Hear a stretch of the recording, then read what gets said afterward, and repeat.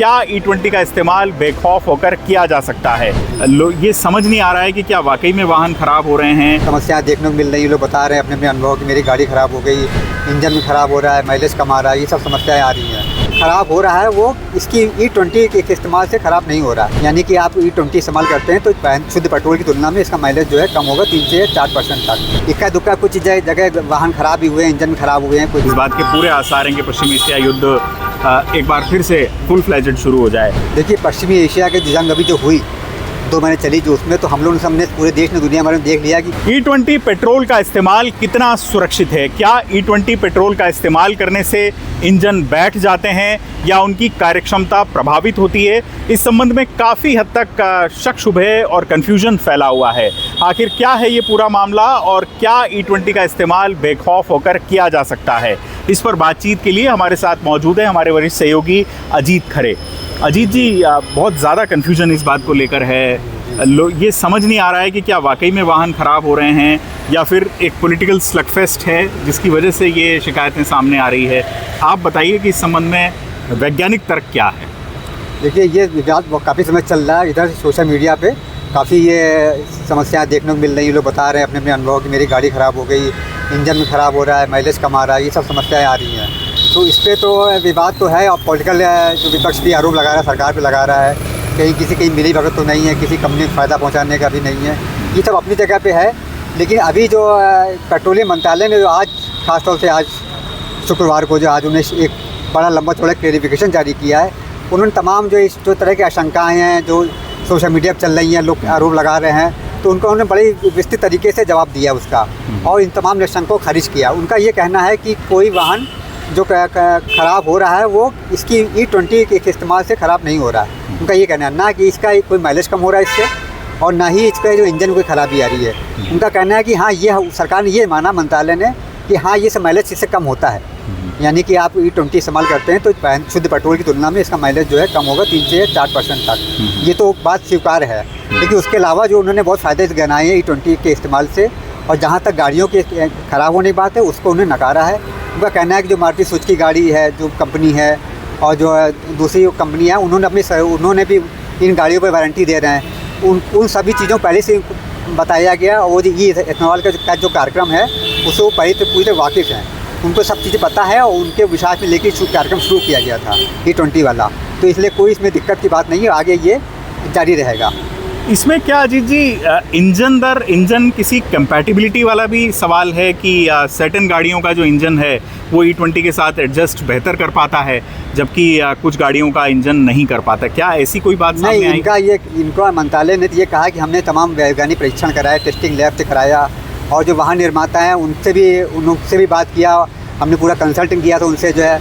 तो कोई इंजन में ख़राब होने के बाद इक्का दुक्का किसी और वजह से हो सकता है, केवल E20 के इस्तेमाल से करने से इंजन ख़राब होने की बात नहीं आई है।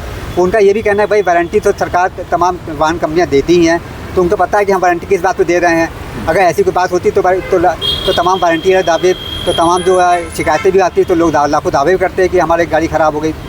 इक्का दुक्का कुछ जगह वाहन ख़राब भी हुए हैं, इंजन खराब हुए हैं, कुछ लोगों ने सोशल मीडिया पर पोस्ट भी किया है, वो अपनी जगह पे है। लेकिन मतलब बल्क में ऐसा नहीं हुआ कि सब गाड़ियाँ E20 के इस्तेमाल से ख़राब हो रही हैं, बल्कि उनका ये कहना है कि E20 के इस्तेमाल से आपको ज़्यादा जल्दी अच्छा पिकअप मिलेगा, ज़्यादा दहन क्षमता वाला है और इससे अब जो कार्बन है वो कम उत्सर्जन होगा, इसका प्रदूषण कम होगा, वो तमाम फ़ायदे उन्होंने बताए हैं। ये सारा मसला भारत की जो बृहत्तर हम कह सकते हैं ऊर्जा सुरक्षा से जुड़ा हुआ है। अब ऐसे समय जब आपूर्ति श्रृंखलाएं हमारी प्रभावित हो रही हैं पश्चिमी एशिया युद्ध की वजह से, और अब भी ऐसा लग रहा है कि शायद इस बात के पूरे आसार हैं कि पश्चिमी एशिया युद्ध एक बार फिर से फुल फ्लेजेड शुरू हो जाए।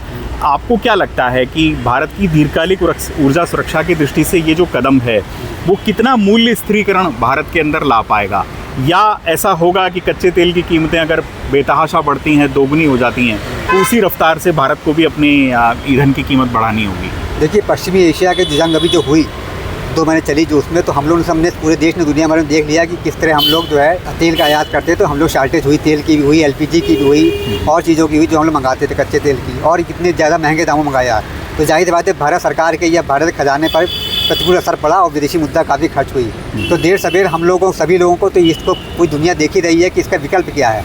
जाहिर से विकल्प हम लोग एथेनॉल तरफ जाना है, जो बड़ी ऊर्जा है, नवीकरण ऊर्जा, उस पर सिर्फ ध्यान देना है। तो हम लोग इस पर बहुत डिपेंडेंट नहीं रह सकते। आज तो ठीक है, मान लीजिए आज युद्ध खत्म हो गया तो तेल अंतर्राष्ट्रीय उस पर तेल की कीमतें 72 रुपये प्रति बैरल आ गई हैं, लेकिन फिर युद्ध चल गया मान लीजिए 2 साल बाद, तो फिर वही संकट आ जाएगा।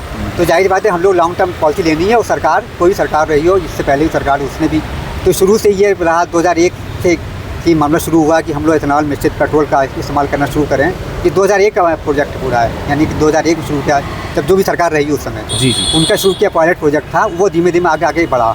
जाहिर बात है ये पहले E10 चल रहा था, E20 आया, फिर अब E80 और E100 की बात भी हो रही है, तो ये सब है। तो जाहिर बात है भविष्य में तो हमको एथेनॉल वाले पेट्रोल पे ही जितना हम लोग इथेनॉल मिलाएंगे उतना ही जो है आपको पेट्रोल जो है आपको जो है इन लॉन्ग टर्म में हम लोग की जो डिपेंडेंसी है दूसरे निर्यात से मंगाते हैं, हम लोग आयात करते हैं, उस पर कम होगी हम लोग की। और ये जो विविधीकरण लाने की सरकार कोशिश कर रही है, इस मुहिम के बारे में बताएं कि अभी कितने प्रतिशत पेट्रोल और डीजल पुराने ही ढर्रे पर है, और ये जो E20 या एथेनॉल मिश्रित जो तेल है वो कितने प्रतिशत हो जाएगा, उस संबंध में आगे के लक्ष्य क्या हैं। और एक और है, अगर वाहनों की ही हम बात करें तो वो है इलेक्ट्रिक व्हीकल्स। क्या अनुपात है अभी और आगे के लक्ष्य क्या हैं? देखिए आगे लक्ष्य के अभी तो इन्होंने रखा है कि E20 चल रहा है, इस वर्तमान में E20 पेट्रोल हम लोग इस्तेमाल कर रहे हैं। अब उन्होंने और भी शुरू किया, E85 का शुरू किया इन्होंने, किया कुछ डिपो खोले हैं जहाँ मतलब ये 85 मतलब हुआ कि उसमें 85% एथेनॉल है, बाकी 15% पेट्रोल है। E20 मतलब क्या है कि इसमें 20% एथेनॉल है, बाकी पेट्रोल है। तो जाहिर बात है अब हम लोग जैसे जैसे आगे बढ़ेंगे तो यानी शुद्ध पेट्रोल जो हम लोग बाहर से मंगाते हैं उसकी कीमत ज़्यादा अदा करना पड़ती है, और उसके मुकाबले एथेनॉल सस्ता पड़ता है। तो जितना ज़्यादा एथेनॉल पेट्रोल में ब्लेंडिंग होगी उसकी, तो पेट्रोल हम लोग पूरी खरीद सस्ती पड़ेगी। एक तो बात ये हो गई। अब आपने पूछा आगे लक्ष्य क्या? आगे लक्ष्य यही भारत सरकार का कि इसको हम लोग और आगे तक ले जाना है। तो उसी तरह के आगे अब जो समस्याएं आ रही हैं उसको भी एड्रेस करना है। तो फिर उन्होंने वाहन निर्माता जितनी बड़ी मोटर कंपनियाँ हैं, दुपहिया वाहन चाल कंपनियाँ हैं, उन सबसे करके कैसे इंजन में क्या दिक्कतें आ रही हैं, माइलेज की प्रॉब्लम है, वो उन्होंने खुद माना है माइलेज कम होता है 3 से 4%, उसको भी देखना पड़ेगा। पिकअप को देखना पड़ेगा, पिकअप कितना तेज़ है गाड़ी का, और बाकी चीज़ें भी देखनी है।